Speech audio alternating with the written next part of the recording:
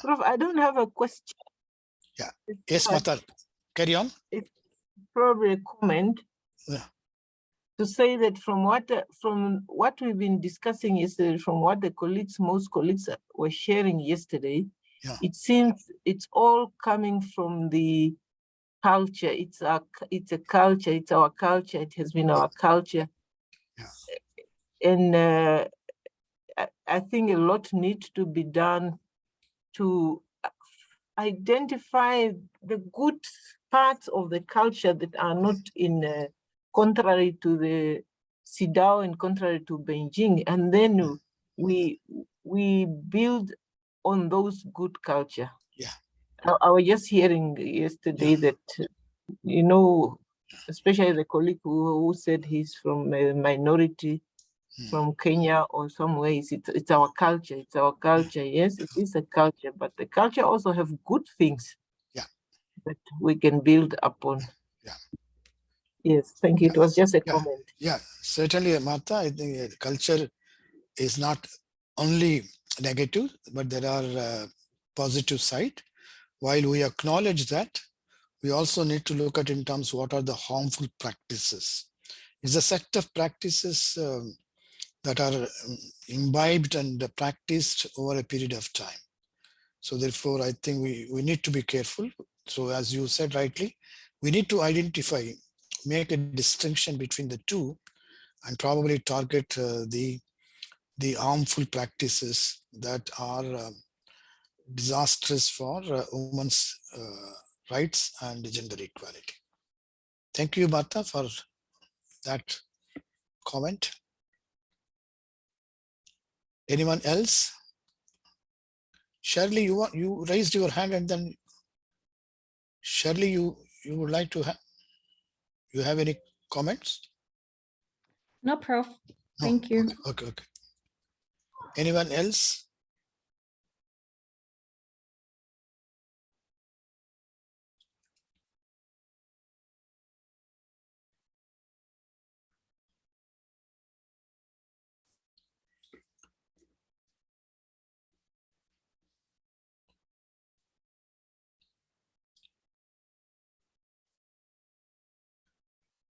How was were you able to reflect what we have discussed?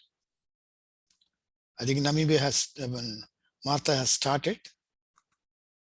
Anyone else reflected on what we discussed? Hi, Helena. Can someone, Catalina? Yes, go ahead, Catalina. Hi, everyone. I was just thinking about the topic we discussed, and then about the teachings of the Bible, about submission of women to their husbands. Yeah. Most of the times we misunderstand the teaching of the Bible. Yeah. So there's a call to differentiate between what is the correct submission and not allowing ourselves to be maybe discriminated or abused because of the teachings of the Bible. Yeah. Thank you. Yeah, I see. I think both what Martha and then Katila, I think we need to recognize one factor that culture, the problem that we are targeting in culture is the hegemonic attitude, hegemonic process, which puts one over the other, and then probably looks in terms of good and bad as two binaries, which is not, there is always shades of good, shades of bad. I think what is required is in terms of the original religion did not discriminate men and women. I think we need to recognize that. We need to believe in that, because the religion by its own original tenet is not discriminatory. But what happened is, over the years, the people who have occupied the positions of power in the religious institutions have introduced or interpreted the religious tenets to subordinate other people. I think that's where we need to look at in terms of religion by itself is not wrong, but I think only the practices that is being done now in the name of religion is what we are targeting. Thank you. Thank you, Martha. Thank you, Catalina. That was very wonderful. I think we have today's discussion. We are moving into other one to look at in terms of the women's freedom of choices. I think we have with us our guest speaker, Esther Kopolo. She is from Namibia. She was a very active participant in our cohort too. So I thought that it's useful if we can, if someone who has participated, who has coming with some experience, will share with us beginning of this discussion, her views on women's freedom of choice, so that we can take it forward. And so I'm looking for in terms of her own input to trigger our discussion for today. So I will now just share the screen so that Kopolo can use it. I think I will have to open her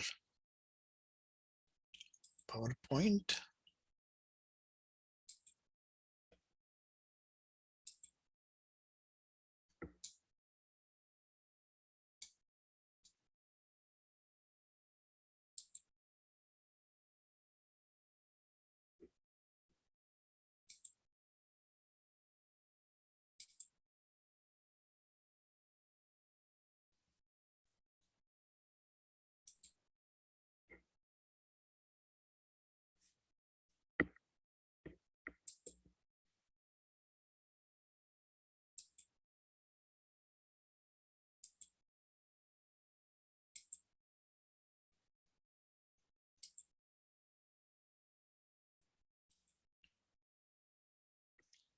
Yes, Esther, I have. You can now start. Esther, is this visible here? Post slide show. Okay. Yes. I did So- not put it on a slideshow. Okay. Maybe Yeah, you have to Okay. help me. Okay. I will do that.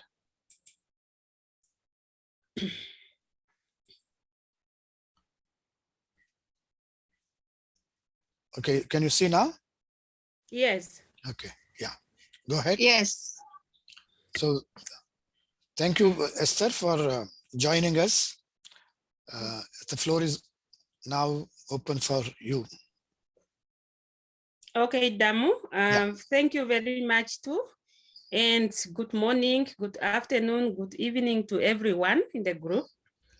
As Mr. Damu explained, I'm Esther Kapolo from Namibia.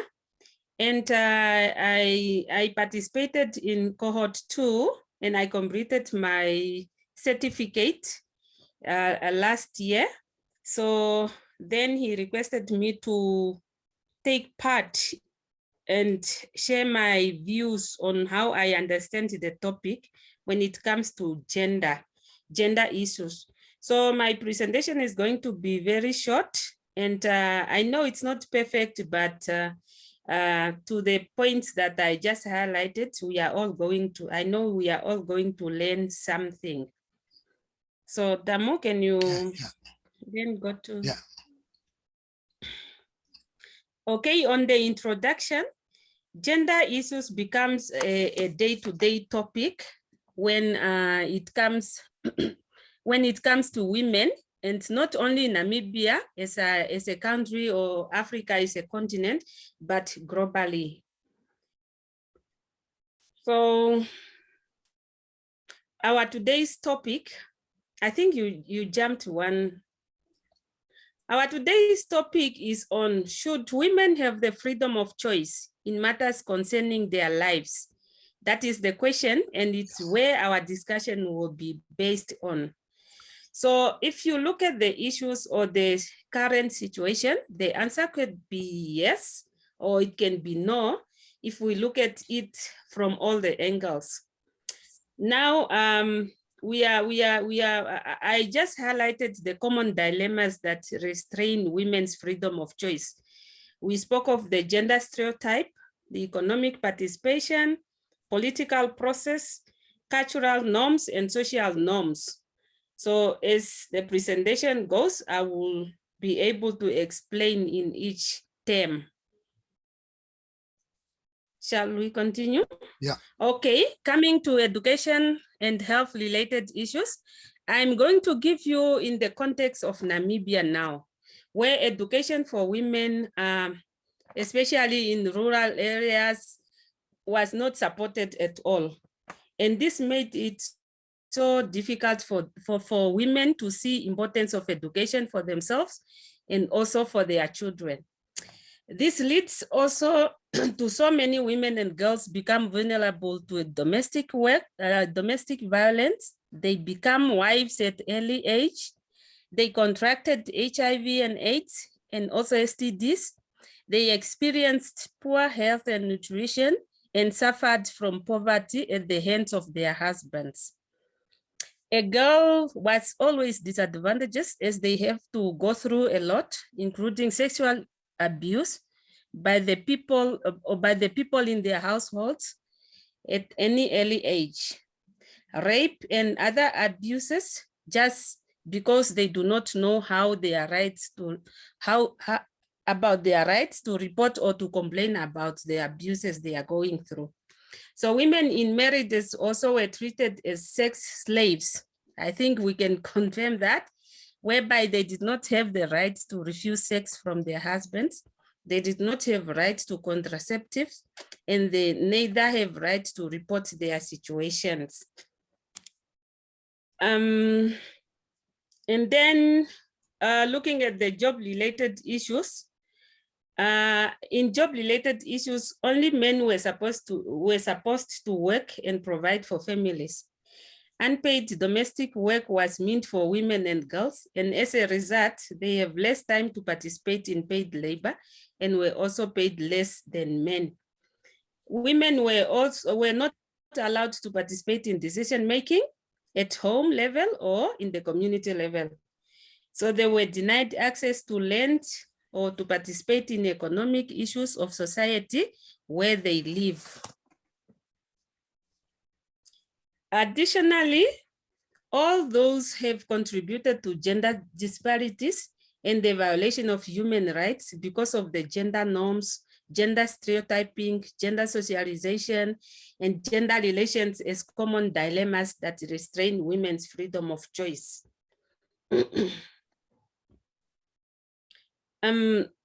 Gender analysis was used also as a tool to identify key issues that contributes to gender inequality. But policies and laws are in place as we are talking now to promote the gender equality. And this, at the same time, increases the freedom of choice among women, and they are now empowered and have a right to determine their choices. Now, I want us to look at the changes that facilitated women's freedom of choice. And this is the heart of my presentation. We look at the choices that women have currently. For example, the choice to have access to better education. Women can now independently make their own choice to pass their education qualification. That is number one. And then they also have choice to decide for marriages and family planning. They have choice to hire nannies while they go to work. You see, in past, women were not regarded as workers or they were not allowed to get paid job and go out of the house. So they were doing all the house chores, taking care of the babies and so on. But nowadays, we have nannies that are taking care of our babies while we are at work. Women also have choice to inherit properties. So not like before, when a woman was not supposed to have a house, a woman was not supposed to, was not allowed to have anything in only to inherit the things from the husband. That was before, but now they have their own choice. We also have choice to take paid jobs and to go for leadership positions, and choices to refuse and report any kind of violence or sexual abuse. So we have organizations, or we have policies and laws that facilitating the rights for women to report any kind of violence or sexual abuse that they are experiencing, either at work or at home or in the community or in the society. So we have also choice to say no to unwanted sex and many more. Choice to take part in microcredit. If I want to buy a house and I don't have money, so as a woman, I can also go and look for where I can get money, or I can get loan that I will pay back. And then we have also choice to buy cars or a house and own land. So all those changes, they are now in place. So and as women, we have freedom to make our own choice based on what we were denied in the past. And then if we look at this from the other side, or from the side of the men, how the men supports the freedom of choice of the women. Men have also realized the need to allow and support women in making their right choice. They also accepted that women can be managers at work.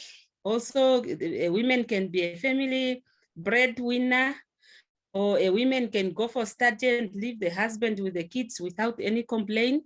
You know, a woman can end the relationship or divorce if the marriage is not going well, or the relationship is not going well. So it is our choice if we want to leave the relationship or the marriage. Or we have also freedom to sign any contract of agreements, just like men. So here we are talking about gender equality, we are talking about human rights. So everything we can access or assess now. So in conclusion, it is important for women to know their rights. So it's very important for us to educate, or for a women to be educated and to know their rights. So every woman or every girl child deserves the opportunity to live a life freely from violence and discrimination. We need to learn to speak out for themselves. They need to own their own freedom in every aspect of life.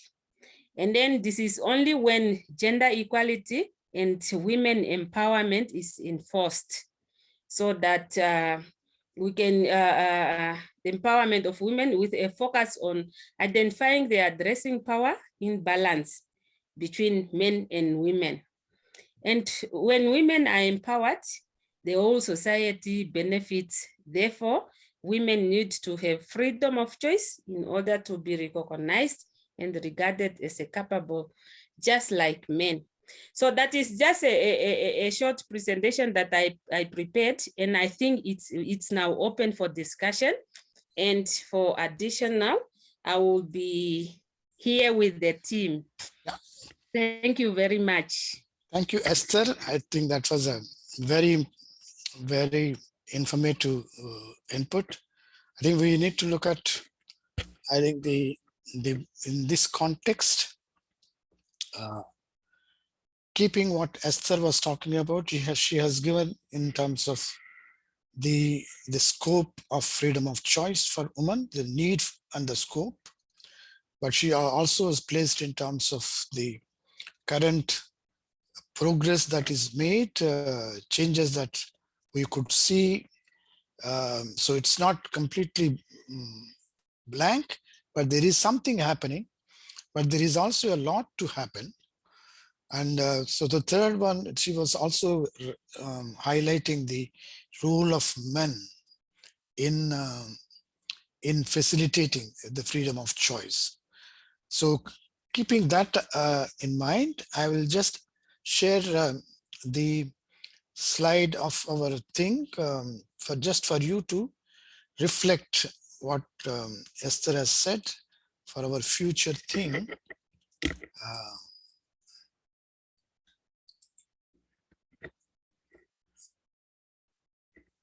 Can you see this slide? Yes. So, as she was saying, we are looking in terms of women's freedom of choice. Should women have the freedom of choice in matters concerning their lives? So Esther has given a variety of areas, right from education to property to the violence and various things. So look at in terms of, okay, there is no disagreement in terms of that women should have a freedom of choice, but I will ask in terms of what they meant. I think what we need to focus is in terms of, let us look at our own experiences as women. What were the choices you made that were taken away in our own lives? For men specifically, what were the choices your spouse or your daughter or a sister made that you had discouraged?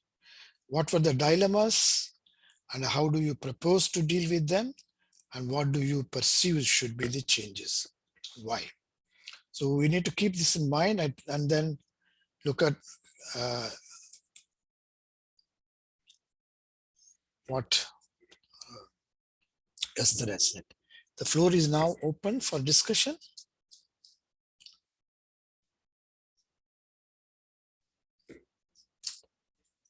Yes, Martha. Go ahead, Martha. Thank you, Prof. And thank you, Esther, for that presentation, focusing on before and now. And I think Esther have put it well that the choices are there. Yeah. The choices are there. There is we are making headway, but we still have a lot to do. Yeah. I just want to give I don't know, Esther, where is Esther working? Esther, where are you working? Are you working at NGO or in government? Okay, Martha, I'm working at the Ministry of Education, Arts and Culture, the Directorate of Adult Education, Commerce. Okay, all right, thank you, Esther. Let me say a lot need to be done amongst the youth. In Namibia, when we did the National Demographic Health Survey, although it happened in 2013, the situation hasn't changed much. The survey has found out that among the young women and men, the age 18 and between age 18 and 24, more young women believe that it is justified for a woman to be beaten if you refuse sex. And more young men again believe the same. So what does that tell us among that cohort of young people? They believe that if you refuse, they can rape you.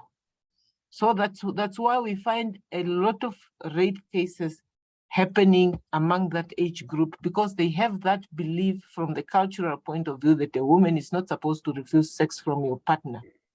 So we in the gender-based violence cluster, we then decided to say if the statistics is showing us that way, if the belief is that way, we need to focus on the youth. We need to change the mindset of the people while they are still young, so that they do not go into adulthood with such a belief. So I just want to agree with Esther that yes, choices are there, but we need to educate our people and our young people and change their mindset so that choices are exercised, they are able to make choices freely. I submit, Prof. Thank you, Martha. I think you have hit the nail on the head. I think what we need to look at, one of the concerns that we have listed while we were talking about women's human rights, despite the international instruments, and now despite there is some progress, but that progress is slow and uneven. So I think that's where I think Martha was coming from. There is progress. I think we certainly acknowledge that. But I think there is a lot to happen. There is a lot that is not happening on the ground, and particularly in terms of rural areas. So therefore, I think we need to look at it. And as you rightly said, yes, the youth could be very potential force that can be harnessed to bring change in enabling women and girls to enjoy their freedom of choice. Thank you, Martha. Anyone else? Let's look at in terms of the men, because again, I have been asking men to come on, because I think the freedom of choice, one of the sources for women not to have freedom of choice is men. Let's look at how men in the group respond to. I have Amit here.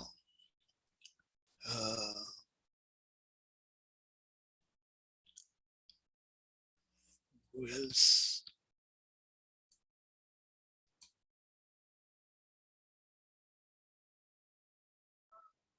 Michael, we have Michael. Michael Nomboro. What do you see? How do you respond to what Esther was saying and what Martha has added to that?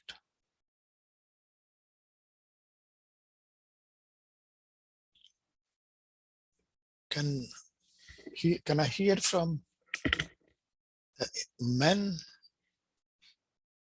What's your response? Is it Michael?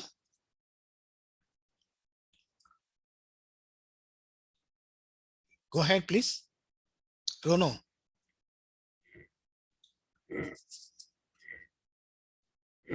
Rono, go ahead. What's your... Good evening, everyone. Yes, go ahead. Rono, are you Rono? Yes, my name is Rono from Kenya.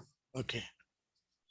And I'm sorry, I'm in a balcony of a restaurant. It's when I just caught up with the meeting. Okay. I said I can stop over to make a contribution in the midst of the lesson. Okay. And I'm glad the discussion that we've had since the commencement of this course is remarkable. I've had the discussion, it's quite healthy. And my contribution goes based on what happens in the society. Yeah. The Kenyan setup where I come from the larger Kalenjin tribe. I know it's not new for so many people because this is a tribe which produces the best athletes, long distance runners in the entire world. So the cultures that we have actually have, for a long time, have been oppressing women. Like I had someone make a contribution about what happens in Namibia, where when a woman makes a mistake, it is the man has, or the husband has a power to beat up. That is exactly what's happening in my community. But now, with the emergence of human rights and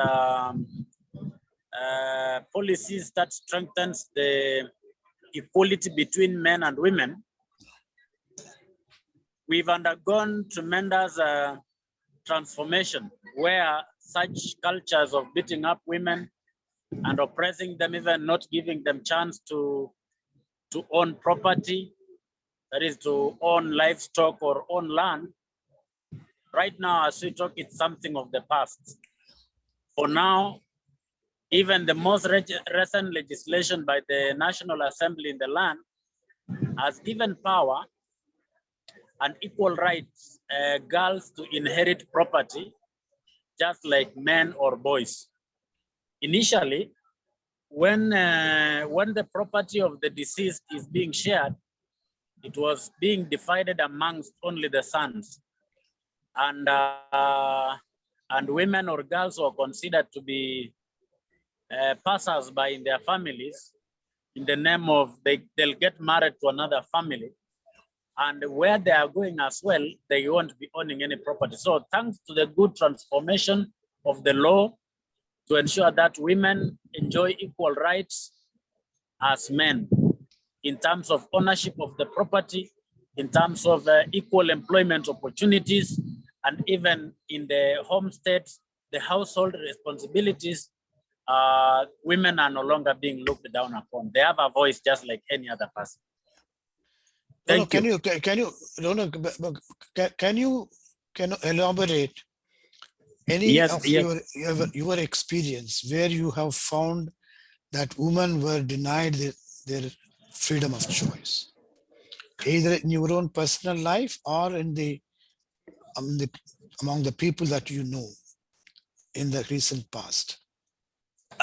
Sorry, I don't know whether I've captured your question clearly. I'm asking in terms of, although I agree what you have said, I'm just saying the reality Yes. is different. So I'm saying, can you elaborate if they have any experience of either in your own personal life or in the people that you know, that the women have been denied choices, freedom of choice? Yeah, for example, like personally in the family where I come from, I come from a family of 7 daughters, 2 sons. Yeah. And during the times when we were schooling, I'm at the bottom line. I'm at the bottom where I'm third last born. Yeah. So my elders are sisters. Yeah. So when they finish class 8, that is the elementary primary school examination, Yeah. they didn't have a choice to choose the schools they want to proceed for secondary schools. Yeah.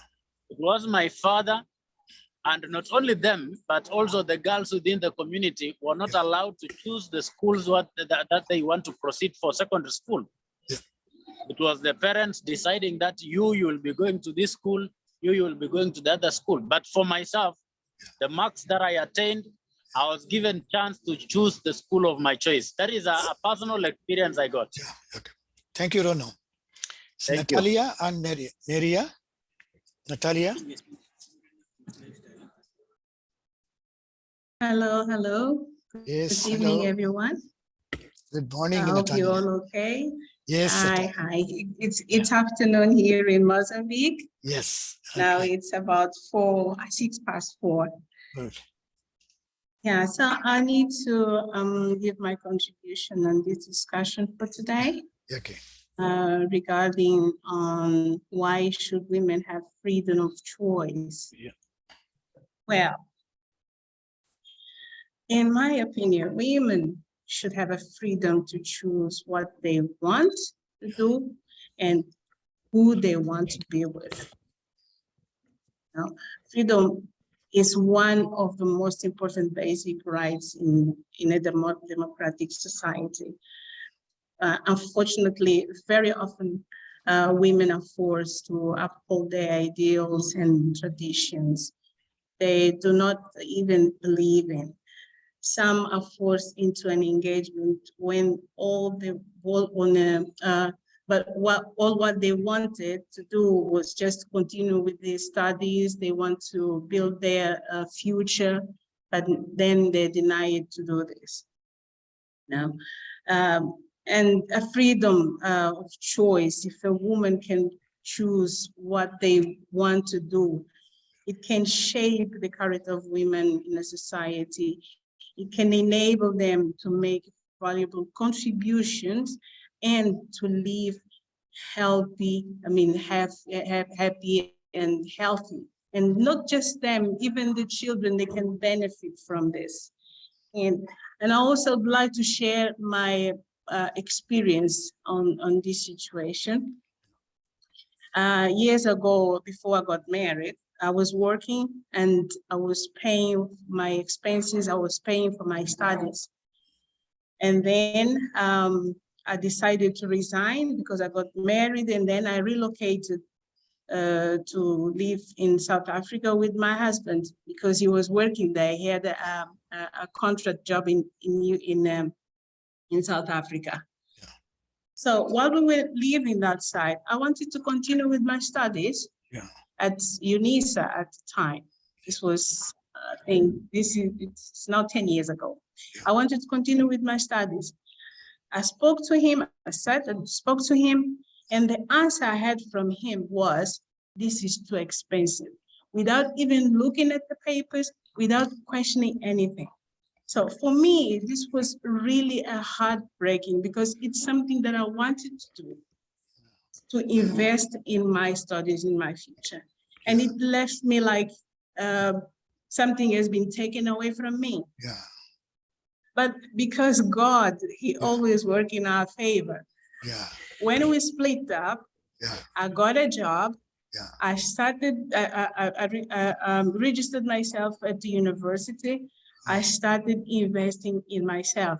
And I had, so this means that I had the freedom to choose what I wanted. And today, too many women, they go through all this. Unfortunately, sometimes they don't even talk to anyone to get help, because sometimes we need to speak, we need to share so we can get help from other people. Thank you so much. Thank you, Natalia. It's very inspiring, Natalia. I think the way that you approached, I think very, very interesting, very inspiring that you were able to go back and then able to see your choices are met. That was great, I think. In Neria Bazo. Good afternoon, everybody. Good morning, good afternoon. Yes. Where are you from, Neria? I'm from Botswana. Okay. Please go ahead. Yes. Thank you very much. Yes, women many a times do not have freedom of choice.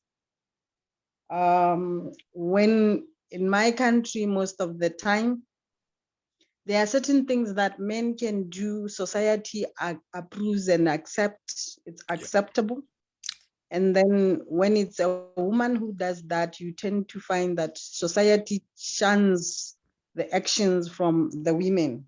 So we are still a long way to have gender equality in terms of choices.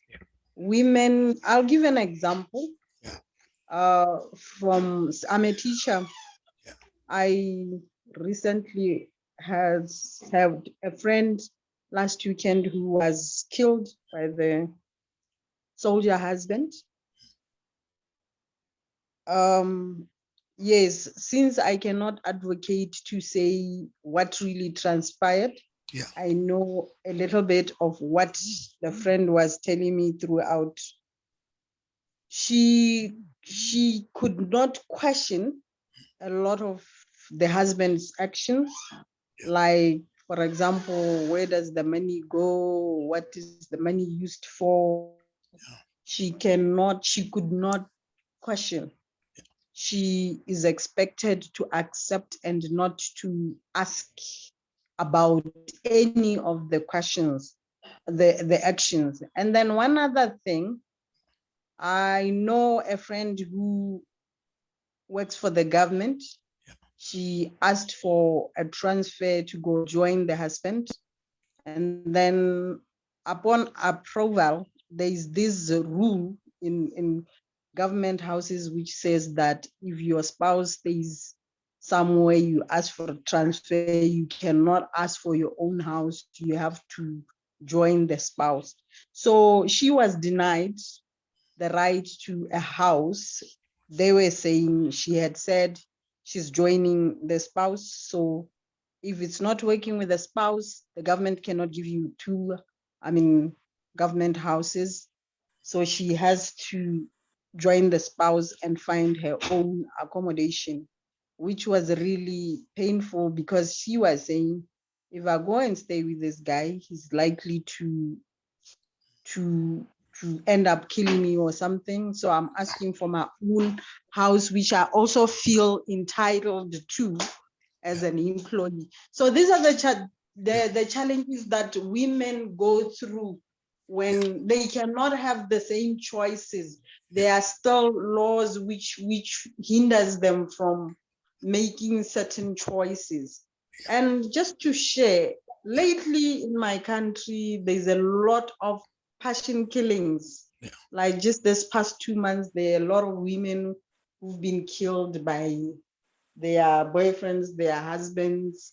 Okay. And many times when you try and find out, you find it's men need a long way to be taught how to deal with women who've been given the right to fight for their rights.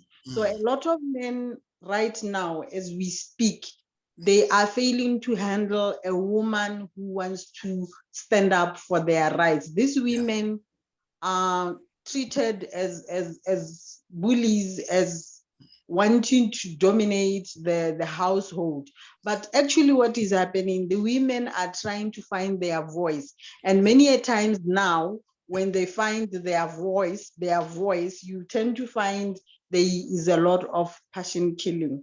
Yeah. Most of these women are killed because they are questioning a lot of what is happening in their lives. Yeah. So men have not been socialized to deal with a woman who wants to stand up for their rights. Yeah. Those are my experiences of late. Yeah. Say, thank you so much, team. Thank you, Neria. I think in terms of the women who were able to question have been silenced, and then they use violence as an instrument to silence women. I think that's where you are coming from. Thank you, Yes, Neria, thank for you. sharing those. Mariam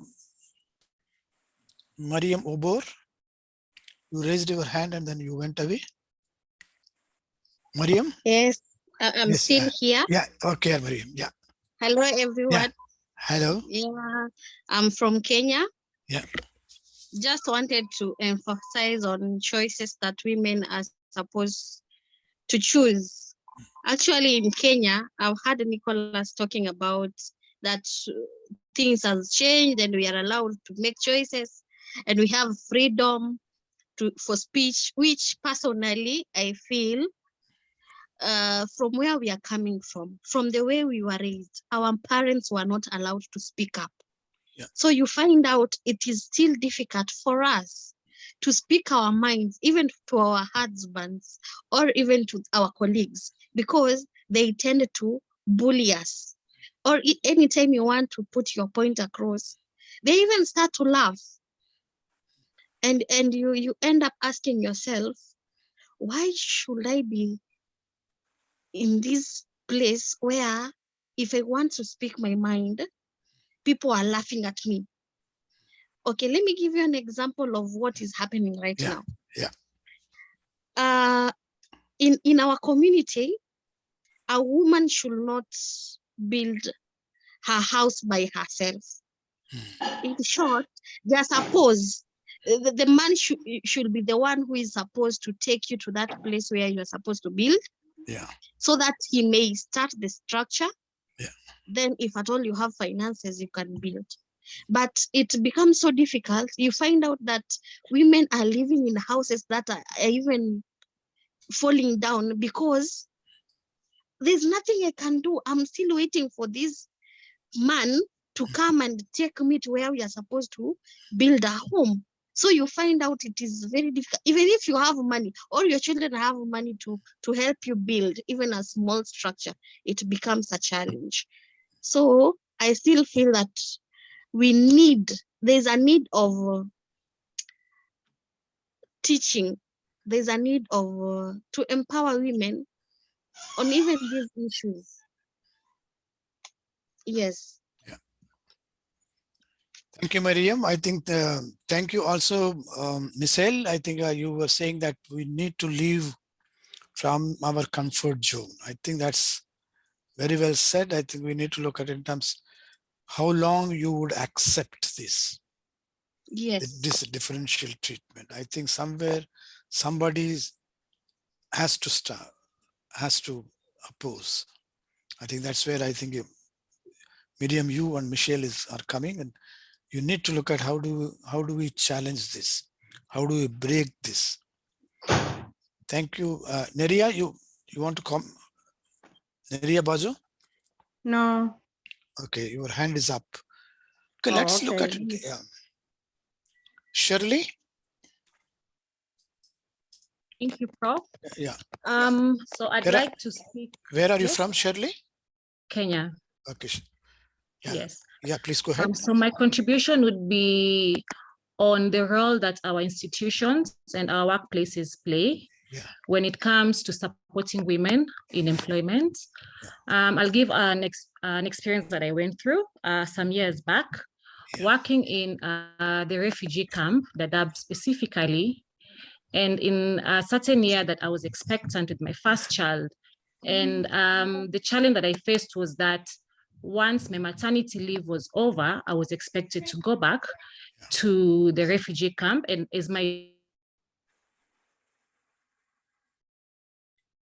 you might know, it's a hardship area. Either stay home and raise, my 3-month-old child, seeing that the maternity leave in Kenya is 3 months, or go back to work, leave my baby at home, or quit my job.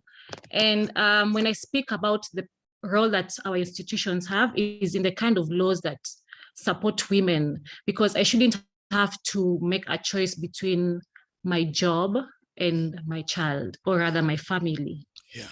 And the other scenario was that you would have male colleagues who would get a transfer easily to the urban area where I'm currently living in, which is Nairobi, purely based on the fact that they're going for further studies. Yeah. And that would definitely, you'd see an inequality on how women and men are treated. Because if a woman would want to seek a transfer to be closer to her home, run her household, raise her child, and at the same time working, and you have that opportunity where you're able to grant that transfer to a different office, then your employer should be able to support that decision. So you'd find that happening in many places, whereby just because one is male and they probably want to, move or transfer for reasons that would better themselves, and you'd find that transfer would be so easy. But because you're a woman, then you have to compromise one thing, which is, you're bettering yourself in the long run. Therefore, I found that to be, I actually quit because I didn't feel that I would be able to leave a 3-month-old baby and have to transit every other time between the Dadaab refugee camp and Nairobi because of that very difficult decision that I make. So it's such a pity that we are in a place or a situation where we cannot come to a compromise between, or rather we have to compromise between your job and raising your family purely because you have an employer who should be able to advocate for your needs and your rights as a woman. Because if you're making a decision to better yourself, which is having a job and earning an income, then you should be able to have an employer who would support that and at the same time support you to have or rather run your household and be close to your family for obvious reasons. Yeah, so that's my experience. Thank you, Shirley. I think, you have touched up. I think so far we looked in terms of one, education. The second one, I think you looked in terms of employment. How the choices in employment are constrained the choices for women. I think there is a differential treatment between woman and woman in terms of your own transfers, your own placements. So therefore, workplace is one area where you find that there is a constraints or resistance for women to enjoy their freedom of choice. Thank you very much, Shirley. Anyone else?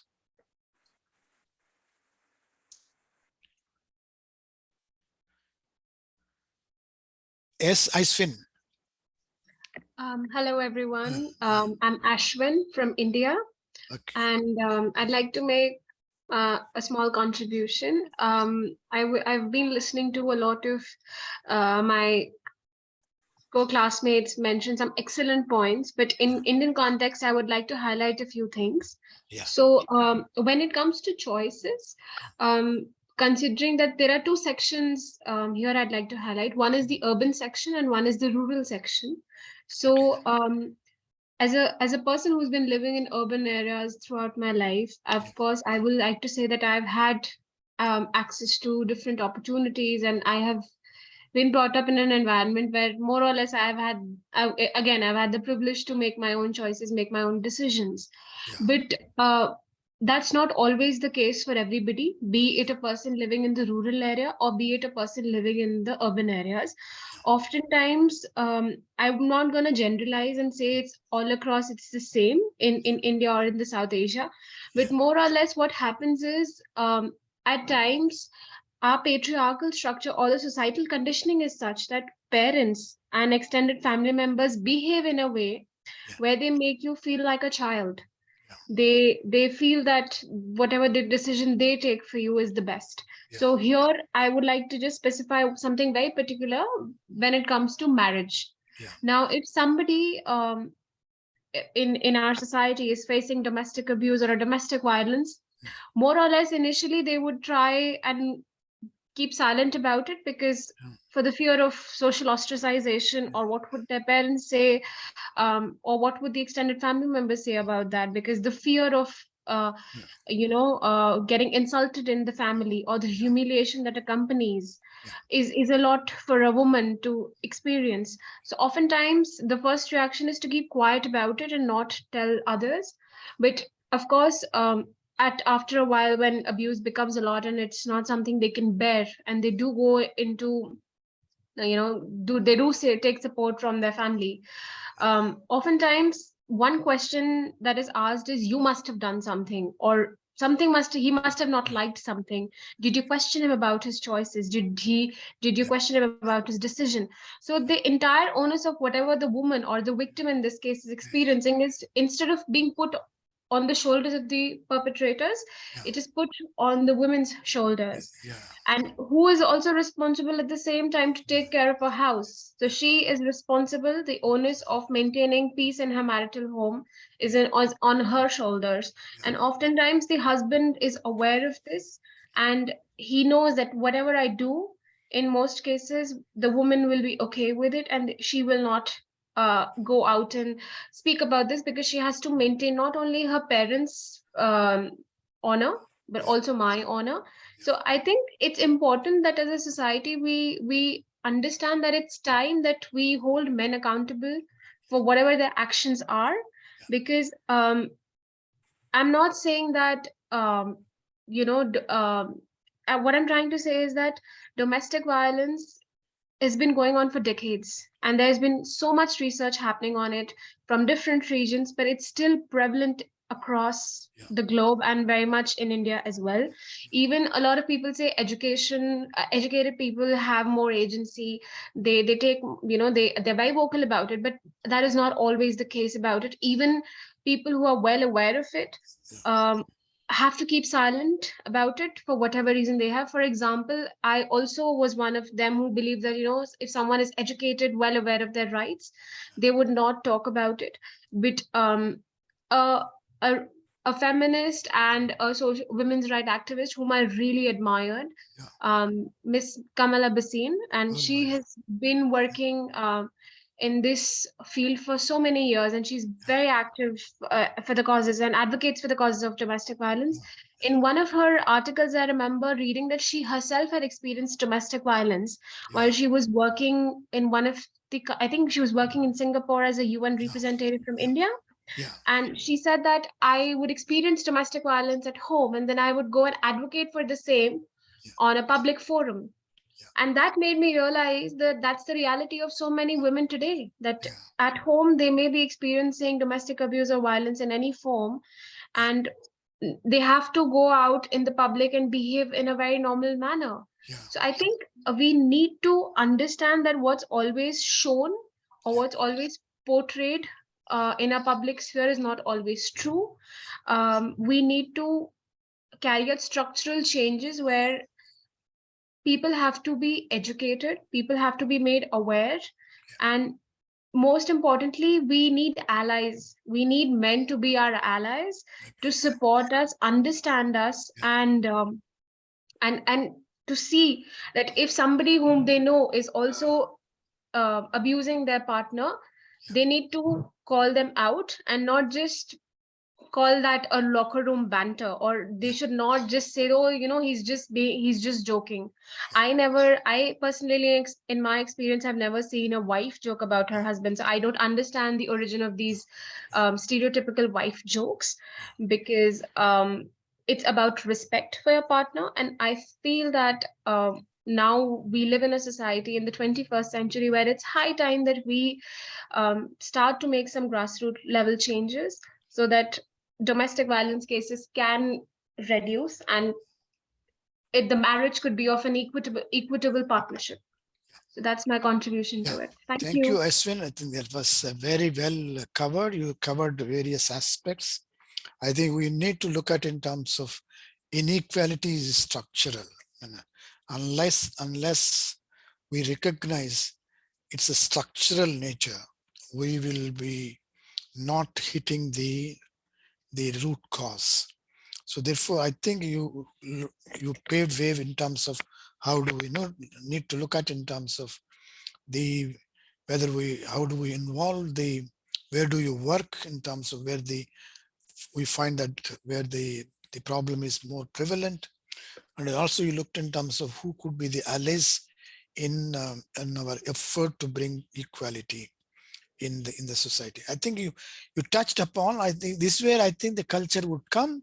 How does the patriarchy influence this? I think that freedom of choice, restricting the freedom of choice, patriarchy plays a very important role, very destructive role. I think that's where we need to look at in terms, are there good things in patriarchy?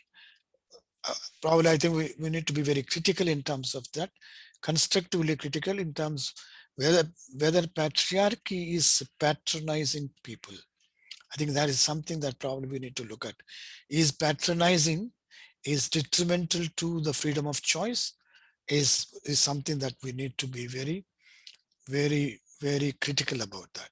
Thank you, Ashwin, for that wonderful intervention. Mariam, and before Ashwin, I also have a great regard for Kamla Bhasin.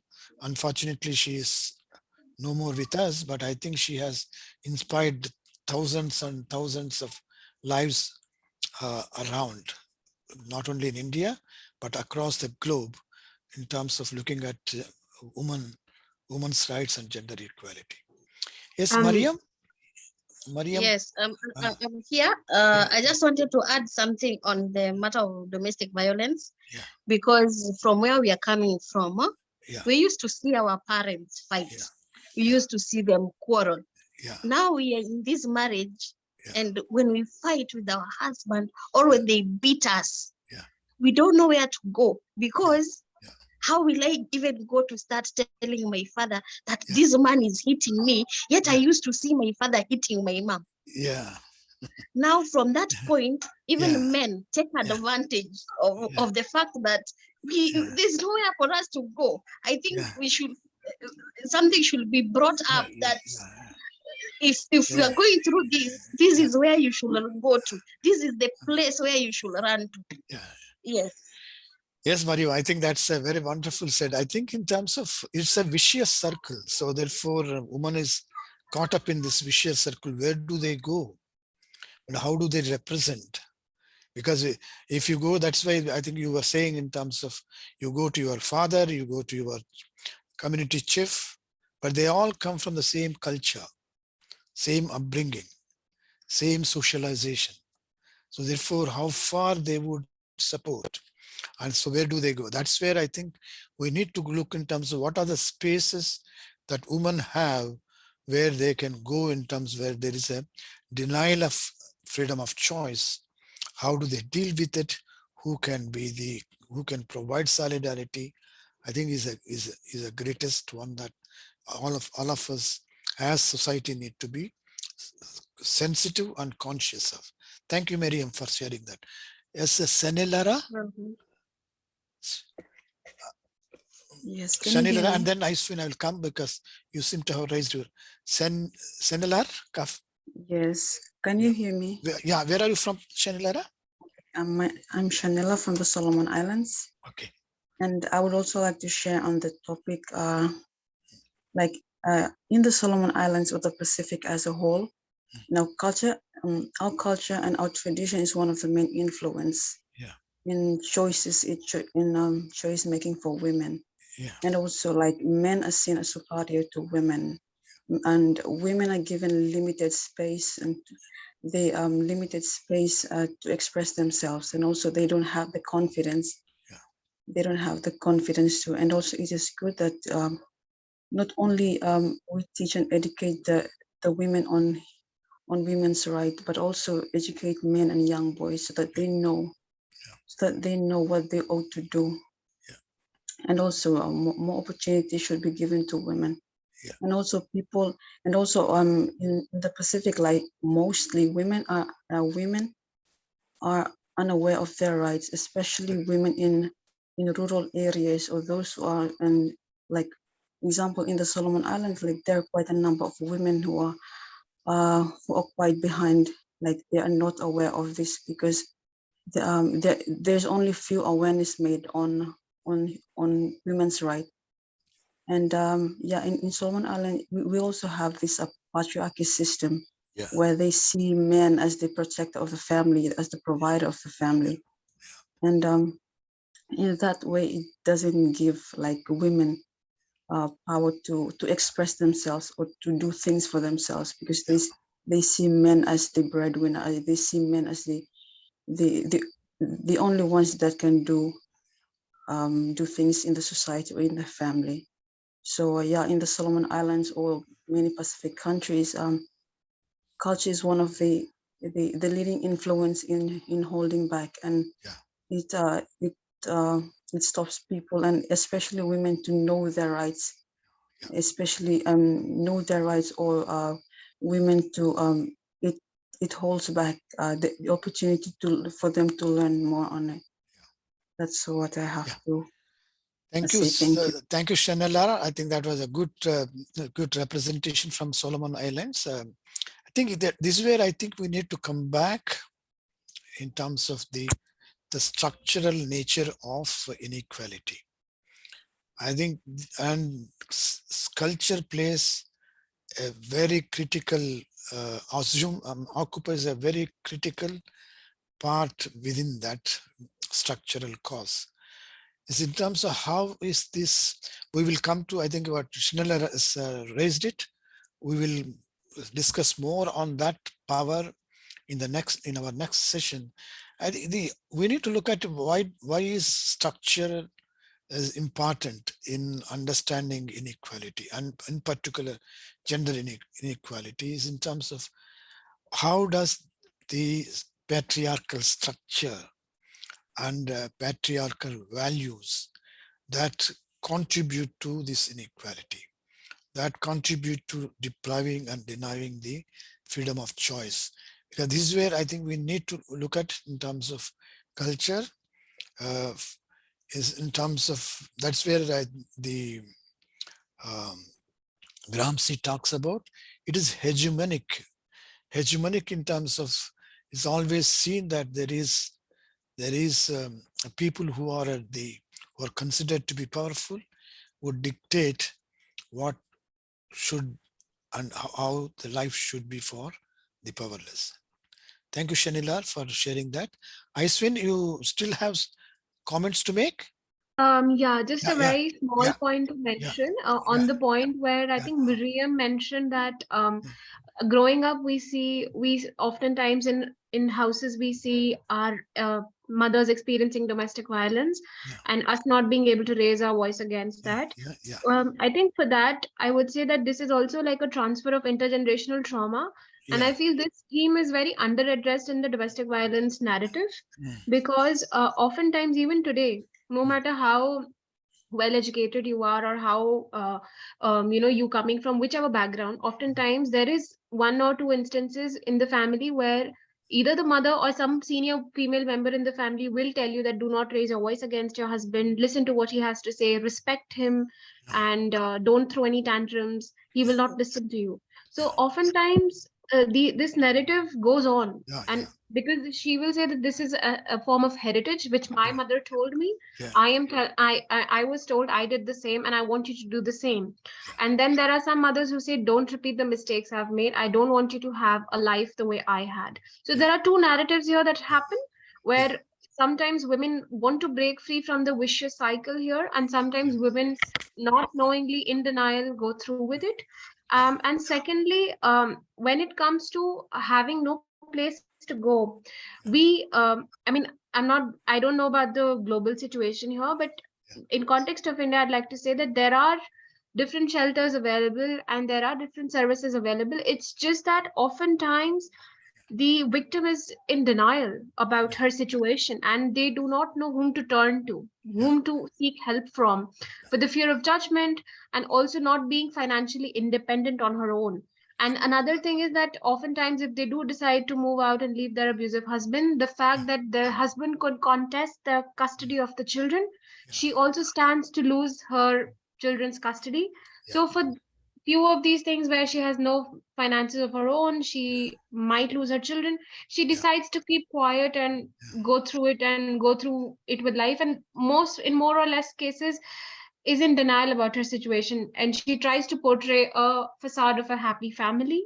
So I'd like to say that in such a situation, I think as allies and as people who come from the same culture and understand what domestic violence does to a person, I think it's important to understand that we cannot judge them for not moving out of their houses, because each person has their own story, or they have their own ideas. So but whenever, be it 2 years, be it 15 years, be it 20 years, whenever the victim wants to move out, I think we should be completely free of judgment and offer them any help that they want from us in any form, even if it is to hear them out, even if it is to just go for a walk with them, or just if they want some help from the police or need a number of a domestic violence shelter. I think it's important to be there for them, offer them help whenever they need it, because not everybody has the privilege and does not have the confidence in themselves to seek help to move out of an abusive home. Because like I said, it is an intergenerational trauma, so they don't only think about themselves, but they also think about their families and what it could do to them. This is what I had to say. Thank you. Thank you, Aisfin. I think thank you for that wonderful thing. I think I'm very, very touched by your contribution. I think we need to look at in terms of how is the woman placed. I think the problem is in terms of that there is no alternative. I think this is a dilemma that women carry, because where do they, certainly in terms of there are opportunities, but those opportunities, how easily they are accessible, how much you are aware of those opportunities is a big question, big challenge. But I think constantly the dilemma is in terms of, one, where do you go? Because you know clearly the dilemma is, if I go to my own parents, my own community, I am not sure what type of support I would get. So that is the dilemma, because where can I go to my parents? Can I go to my community for support is something that comes out very, very strongly. I think we need, let's look at in terms of what are the other dilemmas that the woman go through. And I would like men to, I find that there are only a few men in the group. But what dilemmas do you have in terms of when you have to accept the choice that your spouse or your sister or daughter make? Shanila, you have other comments to make? Shanila?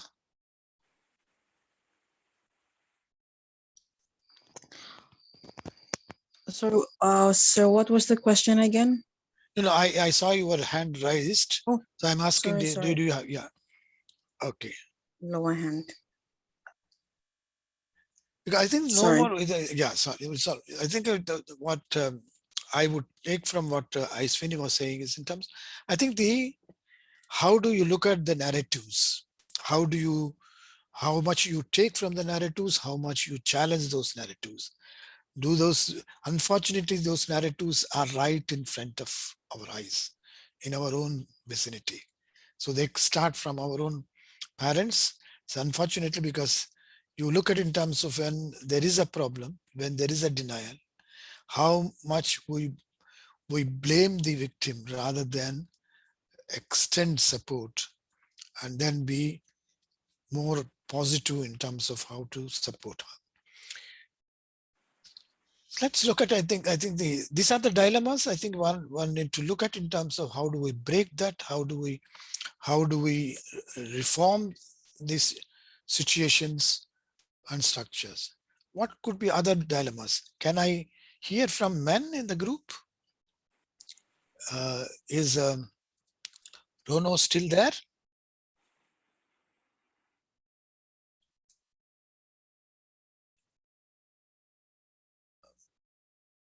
Paul, can you intervene? Paul is there. Paul, can we hear your comments? What dilemmas you have? Rono?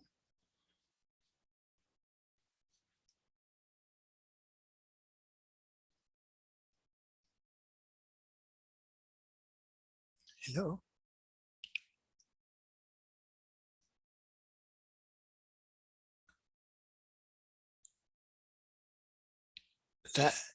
Does it say anything in terms of silence?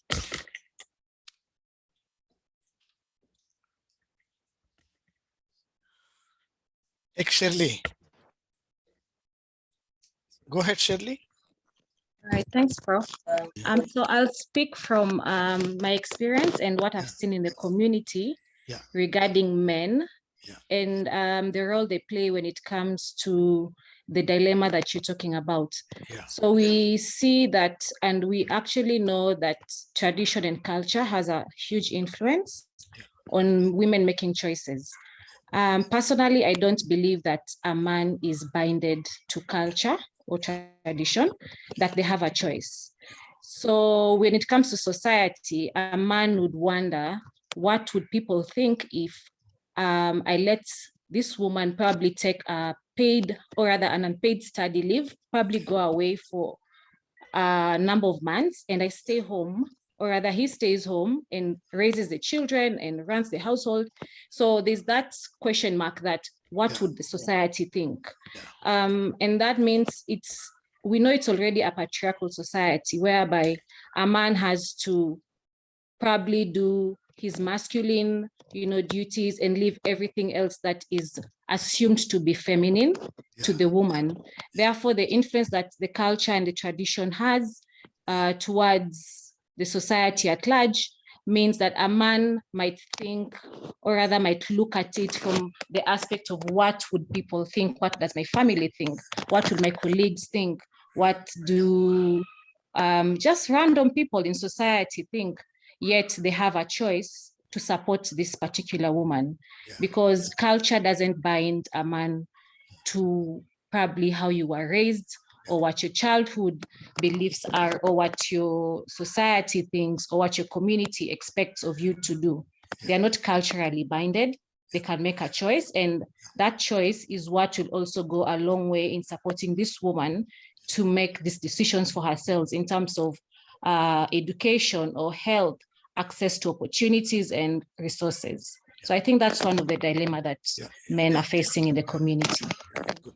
Thank you, Shirley. I think on behalf of men, you were able to.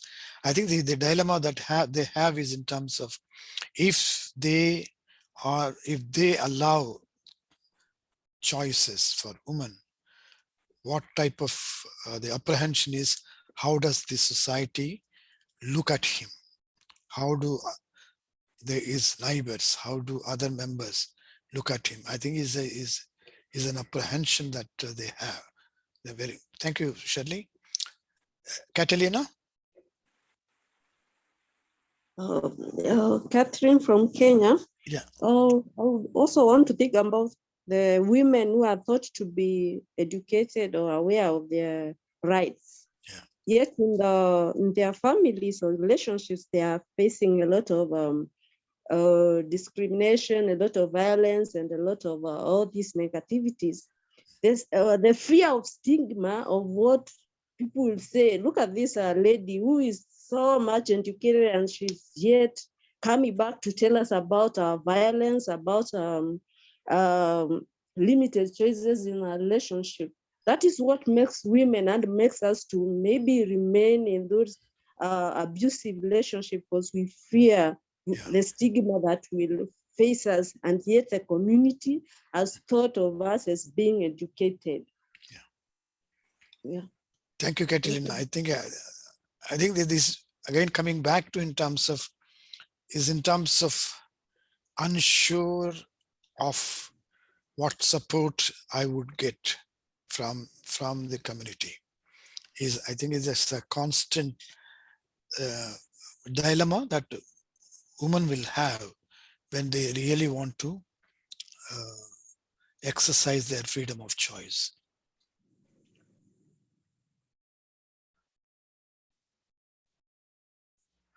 Anyone else?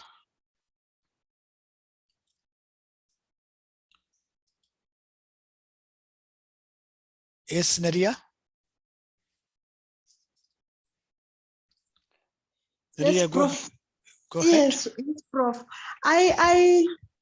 When we were talking about the support structures for women, I would have loved also maybe to discuss a little bit on how we could help women when they are faced with making difficult choices and they do not have the support structure. I wish we could also brainstorm together on support structures that we could put in place for women to visit and come for maybe if they need support. Yeah. Because in many countries, I don't know, in my country, you find that women, there are not a lot of structures for women across the country, the support structures for women. You found, like somebody has said, I can't remember who it was. Aiswin was saying, yeah. Yes, she said that many a times we expect maybe women who maybe are not educated to have difficulties in making these choices. But you find even these educated, very literate women facing the same dilemmas in their lives, and they do not have support structures because society tends to think a woman who runs away from home or who airs her views to other people has not been groomed properly. So women end up staying and making choices to please society than choices that work for them. Yeah. Because we need structures that they can go to for support. And to bring about sanity, to say whatever decision or choice that the woman is making is the right one. So many women are quiet and they're silent. They come to work, they are faced with difficult choices which they are failing to make, and they do not have the right or the proper support structures. Thank you. Thank you, Maria. I think it was very well said. You said in terms of are women placed in a way where they are made choices, they are making choices for society and not for themselves. I think that's a very well said. I think let's move in terms of what Naria is saying. Let's spend a few more minutes in terms of what support structures that we could we could do to help women who would like to exercise their freedom of choice? Aishwini has given an account of some of them, but can others also join? Because what could be done? What could be done so that the choice that the change that we would like to bring in enabling women to make choice is realized? Shanella and then Peggy. Yes. Can you hear me clearly, sir? Yes, Shanella. Yeah, please go ahead. I'd like to add on to what the other that she just said. I think like society shapes and define how women, like for example, the structure of women, like society. It is the society that shapes and define how women make their choices. Like for example, in the Solomon Islands, like I've said earlier on, that we have culture and traditions that also influences women, and in other places like in Africa, for example, they don't have this culture that we have, and they face a slightly different dilemma compared to us in the Pacific. Like for example, it is the society that shapes and give women, like for example, I think it's good to start off in the family level. Like it is start with the family, like to make awareness, and so that women in the family could aware of their potential, and give them space, and give them space in that they can express themselves, and they can, and also teach them their rights, so that they can know, they can learn from home, and then from there they will influence the society, because it is the society that shapes and define how women are given the choice, how women made their choice for themselves and their family, and that affects the society as a whole.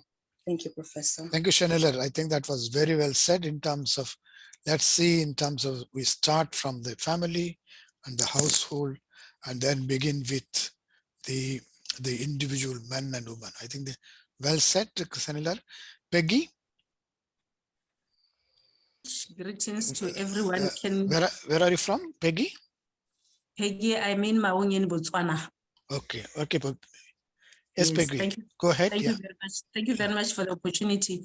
In addition to what everyone has been contributing, which I agree with, I want to just share that my feeling is we need to be celebrating families that are displaying feminist values. We need to be showcasing in the media, in our reporting, in our campaigns.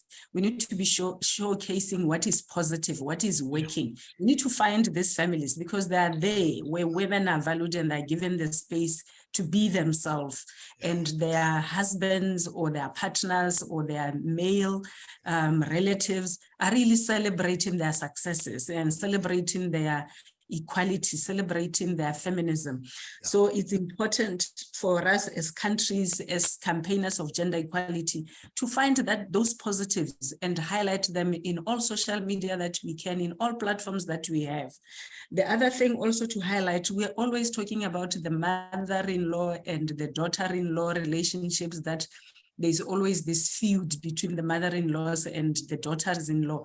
And this is a woman against woman. So this is the time for us to find those good relations where we can find a mother-in-law who's doting on her daughter-in-law, and they're having a very good relationship within the family, and showcase. It's time that we show the positive side of what we are doing, because surely there are some success stories. Let us share the success stories that then we can learn from those instead of looking just on the negative.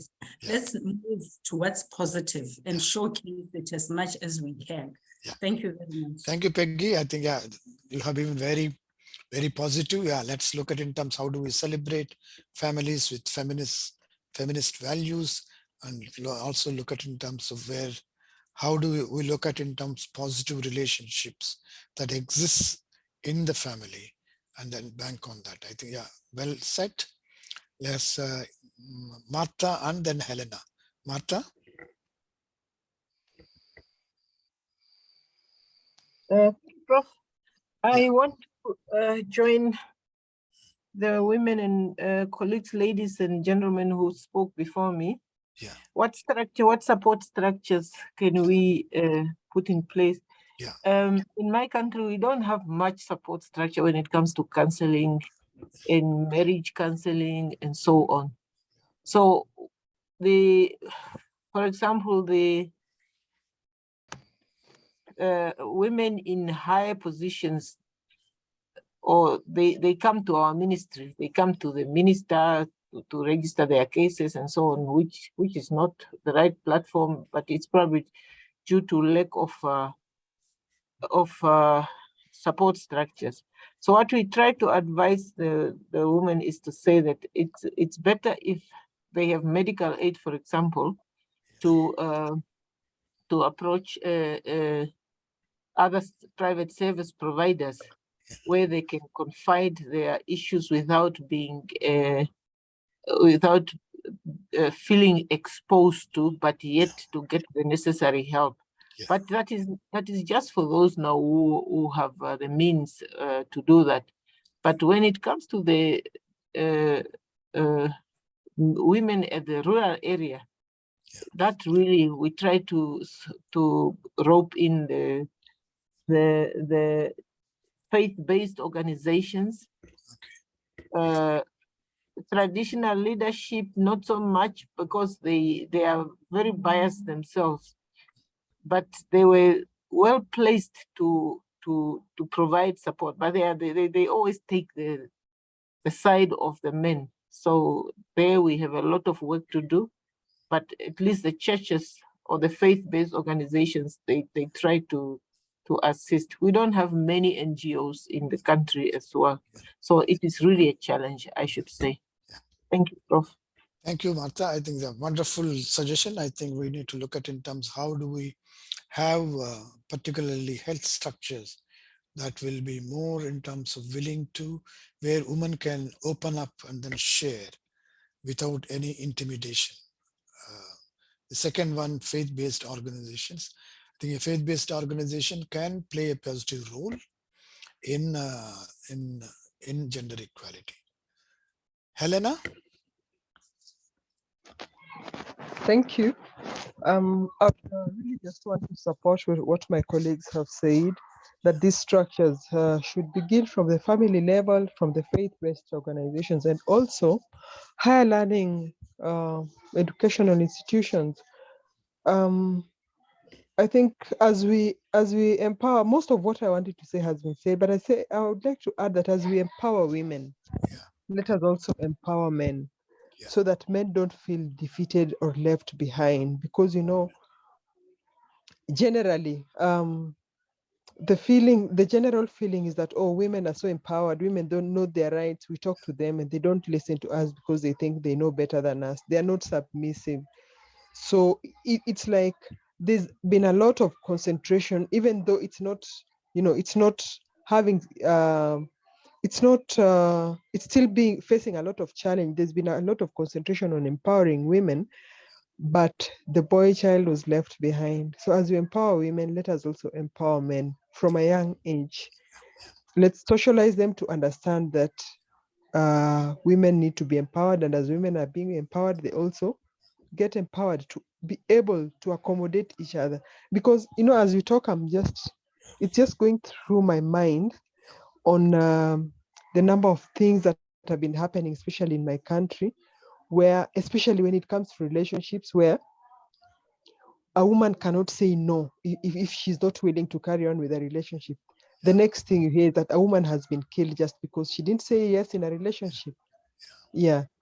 It's because the men are not empowered enough to understand no. The moment a woman says no to a man, he just feels like, no, she's not being submissive, she's being disrespectful. Yeah. Thank you, Helen. I think Yeah. those two interventions, I think one you said institutions of higher learning can play a role.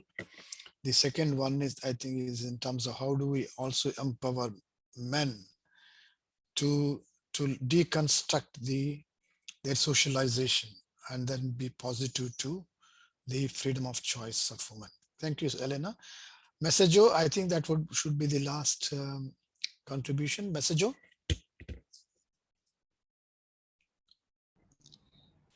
Yes, I think yes. I think I just want to really support what she has just said, because I also feel that it's an area that we need to start giving it attention. The one of really empowering men, because if you, for instance, in the case of Botswana, I always feel that you know, even though yes, the issues that I think have been raised, that even educated women, they still, you know, face those challenges. But at the same time, I also usually feel that it's like in Botswana, a lot of women have been empowered, but then when they try to come out, you know, to exercise those rights, to be able to withdraw, and we end up with a lot of, you know, passion killings.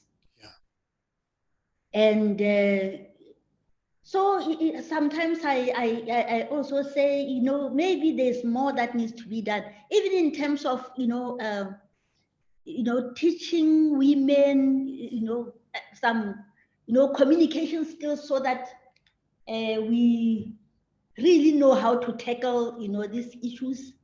Because if you try to listen to men, like somebody was saying, sometimes I do listen to a lot of conversations on this issue of gender-based violence and so forth. You find that it's like, you know, a lot of men are really bitter. And one of the things that they bring out is like, they feel that they are not being listened to. The whole attention is on women. And it's like there's nowhere where they can go, where people will listen at them, because even when they try to report abuse on their parties, like people laugh at them and things like that. So really, I think it's an issue that we need also to give attention to say, how do we also give women skills, maybe communication skills, especially, because I think somewhere, somehow, we really need to how to communicate these issues, and in a way that, you know, people will not feel that we think now we are more powerful than them and things like that. Thank you. Thank you, Messaggio. That was very wonderful. Kelvin? Kevin, you raised your hand. Can you hear me? Yes, Kevin, yeah. I've been trying to make a comment, but then I'm having bad connection here. Yeah, Kevin, yeah. I just wanted to say, I think the first platform that we can use is the men that are around us, because it's high time females realize that the battle of gender balance, gender equality is no longer about females only, but men should be involved too. Why am I saying this? I'm saying this because in most places where critical decisions are made, you find out that they are full of men. In parliaments, you find there are many places where policies are made, there are a lot of males. Now, it's time that females use these, they use this strategically. They involve men in the things they do, starting from the family level, you know, how they raise their kids. We should be able to raise our kids to talk to either genders. For example, I have a son and a daughter. I should be able to train both, that both can approach me with their issues, and not me only paying much attention to the male one because I am a male, or my wife paying attention to the daughter because she's female, but rather building them up to know that they can approach either me or their mother with every context of a story that they can approach us with. So this is the first thing that we can use to include these men in the things that we do, in how we are functioning. If you would scrutinize most of the caucuses that are dealing with this issue, you would be able to agree with me that they are full of females. So it means they have ideas that are one-sided. I think involving males could highlight some of the things to why men act the way they act. That's what the comment I wanted to contribute. Thank you, Kevin. Where are you from, Kevin? Malawi. I'm from Malawi. Yeah, thank you, Kevin. I think that was a wonderful thing. Let's look at in terms, how do we involve men and women together in looking in terms of the structures, as well as looking in terms of the freedom of choice that women can enjoy. Thank you very much. That was wonderful participation. See you on Monday, next Monday. And thank you, Esther, for your wonderful initial input. Thank you one and all for your active participation. Look forward to see you on Monday.